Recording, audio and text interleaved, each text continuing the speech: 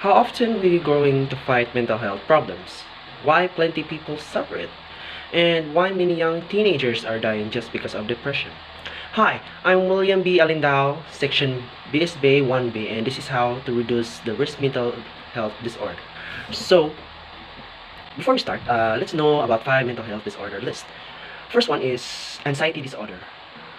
Anxiety disorder is a common emotion when dealing daily stresses and problems when these emotions are persistently excessive and irrational and affects a person's ability to function.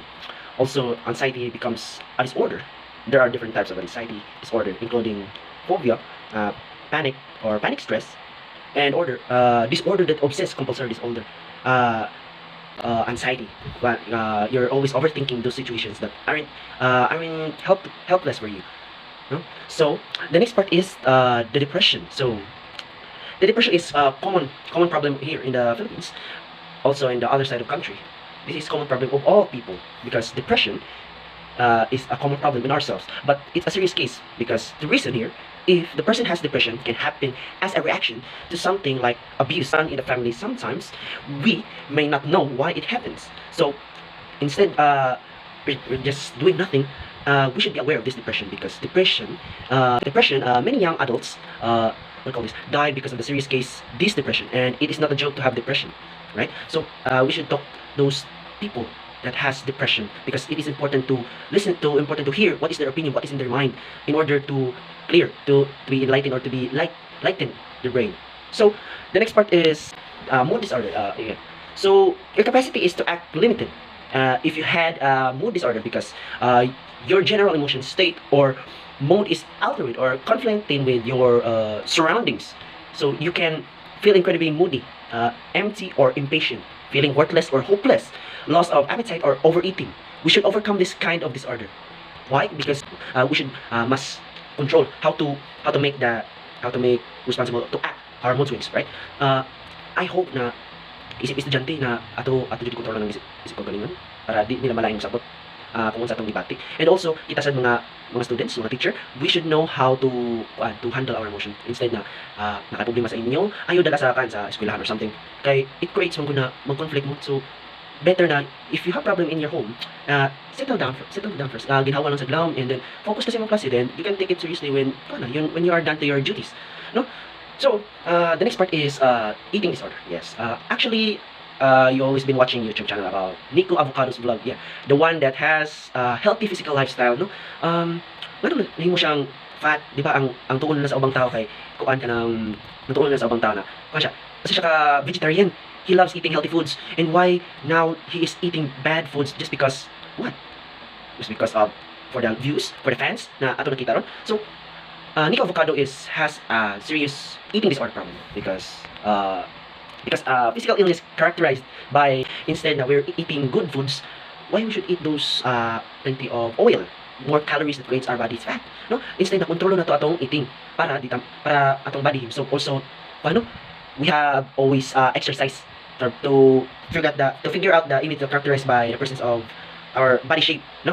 So a persistent disruption in eating or eating related behavior, that's the result of altered food consumption or absorption sa imong pag-absorb nimo na continuously nya wa jud kay exercise mo na mag-cause na mutambok ka or na nakabilbil or something fat sa imong lawas. So it's better to be healthy, no? Healthy especially.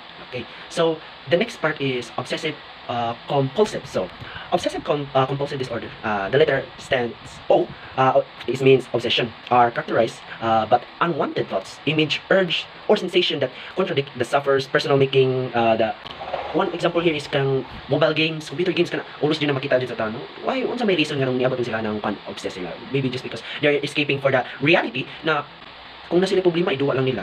Kung na sila problem sa family, sa financial problems, always mention na nato common things or something na siya na worst fear upon in your order to prevent them from occurring.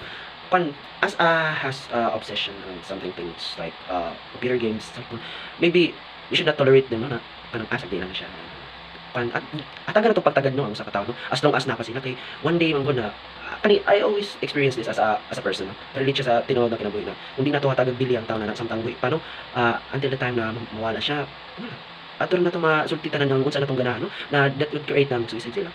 Hatag na to bili ang isig ka tao no matter what na bisag ipan or something, we should accept how to understand them, no? Okay, so the next part is paranoia. So experiences in life when you are vulnerable, isolated, or stressed, user are more likely to have paranoid thoughts, which is lead feeling bad about yourself. If you are bullied at work or something, home is broke into you, may develop suspicious that lead paranoia. Also, nasa to sa movie that methamphetamine is also a drugs na siya kanang muna siya gamitin sa mga mostly sa kanang na treatment nila sa mga hallucination, but also lagi kung masobraan ka sa drugs, syempre madala jud ng addiction jud. So kana sa methamphetamine is the drug used patient for suddenly can cause them na mabuang sila. Okay, so that's all about. Okay, so the final part of my report is how to treat or what is the best thing to do when you have mental health disorder. So number one is talk about your feelings. It feels good to talk about your problems, like talking about your problems or sharing our negative thoughts and emotion with someone we trust and can be profoundly healing. That creates to reduce stress and strengthening our physical, emotional distress. So importante na i-share na to atong problems to others. Saka na makasaligan. Okay, all through atong kalibutan full of pressure, full of distress, like sila mayroon na butang na maproblema ta, dali kita mapiktaran because we're overthinking unsay may tabo. So we're taking seriously those problems na atong makita na to sa atong daily living. Okay, if we should not be aware about our problems, no? Especially sa atong family, as a teacher, as a family, as a student, hindi ta ka manage how to hold those stress na urting bugata, especially problems, no? Usa na ang financial problem, sa balay, bugas, bayron sa kuryente, whatever sa padya, etc. So it's okay to share your friends or your someone close to you that honest na about sa imong problem. So it's better to talk your problems. So number two is stay active. So always find a hobby that will keep you active, such as sports, no? Usa sa sports ang pinaka-importante, or mag-meditate ka to keep calm yourself. It also used to recenter yourself being thrown off by emotional stress. So many of us struggle with stress at work and in our personal life. Like any problem, stress requires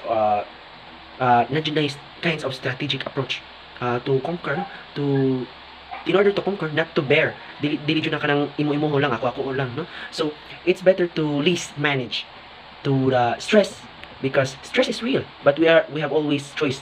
We can let it consume us, or we should learn to control them or control it, no? Kay ngano di na to kontrolo na tatong what call this kanang atong kaugalingon, atong emotion.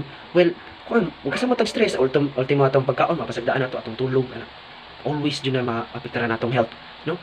Any kinds of illness na moabot sa mga kung dili ka stay active, sige lang kag duka, no? So the next, eat well. So eat well means eating the right amount food. Eating the right food part is eat well.